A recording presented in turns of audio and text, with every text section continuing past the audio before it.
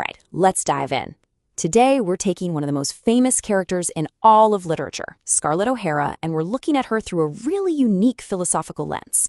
We're going to see how her story isn't just about surviving a war. It's actually a deep lesson in how the choices we make inside our own heads can either build a stable life or lead to complete and utter chaos. It really all starts with this one iconic line. We hear this and we think, oh, she's just putting things off, but what if it's way more than that? What if this isn't just procrastination, but a symptom of a life spent deliberately avoiding the truth? This one little phrase, it's the key to understanding the entire tragedy of Scarlett O'Hara. Because that's really what this is, right? A cautionary tale. It's an incredible look at how choices that are rooted in the illusions of our ego instead of reality will always lead to ruin. Scarlett's life is just a masterclass in self-destruction, one disastrous choice at a time. So let's break down her big mistake, what we're going to call her illusion of choice. See, Scarlett thought she was being smart, making practical choices to survive and get what she wanted. But the real issue wasn't a lack of options. It was that every single choice she made was aimed at protecting a lie she told herself. This slide pretty much sums up her entire life's conflict. Over on one side, you've got Ashley Wilkes, but not the real man, right? He's this idealized fantasy she's clinging to for dear life. Chasing him is what we'll call a high-entropy choice. It's a choice that just creates more disorder, more chaos. And on the other side, Rhett Butler. He is reality. He is stability. He is the potential for real, actual order. He is the low-entropy choice, the one that could have built something that lasts. And this constant habit of choosing illusion over reality, well, it brings us to the core reason for her downfall, the entropy of ego. Now, don't worry, we're not going to get all physics class on you. In science, entropy is just a way to measure disorder or chaos in a system. The more entropy, the more chaos. It sounds fancy, but it's the perfect way to understand the internal chaos that drove everything Scarlett did. So what exactly is ego entropy? Well, think of it as that internal storm that just brews and brews inside you when you refuse to see the world as it really is. It's a state where your ego, totally driven by fear and delusion, keeps making these self-serving choices that just trap you in a cycle of more and more chaos. And this right here is the trap she was in. It's brilliant.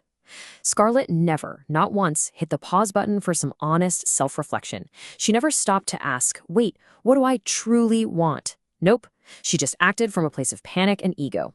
And that creates this vicious, closed loop where her chaotic, high-entropy choices just reinforced her illusions and, you guessed it, generated even more chaos in her life. And we see this play out over and over and over again. Marrying Charles Hamilton just for spite, marrying Frank Kennedy for his money and his store. Every major decision she made wasn't about building a stable, truthful life. They were all just high-entropy reactions to fear, all based on this false goals getting an illusion she could never really have. But what if there was another way? In this next section, choosing a different path, let's do a little reconstruction. Let's imagine what if Scarlett had used a totally different playbook for her choices, one that was based on truth, not fear. This is the big what-if question, isn't it? Could one different choice, just a single moment of brutal honesty, have changed everything? Let's just imagine for a second a world where Scarlett decides to break that cycle. This path to truth, it's pretty clear. It has 3 steps. First, it starts with a real choice. Instead of saying, I'll think about it tomorrow, she pauses and chooses to face reality right now. Then comes the decision.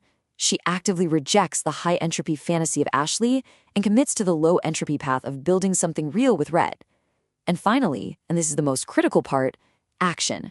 No more delays, no more games. She just immediately and openly tells Rhett the truth. The outcome of taking this path? It's profound.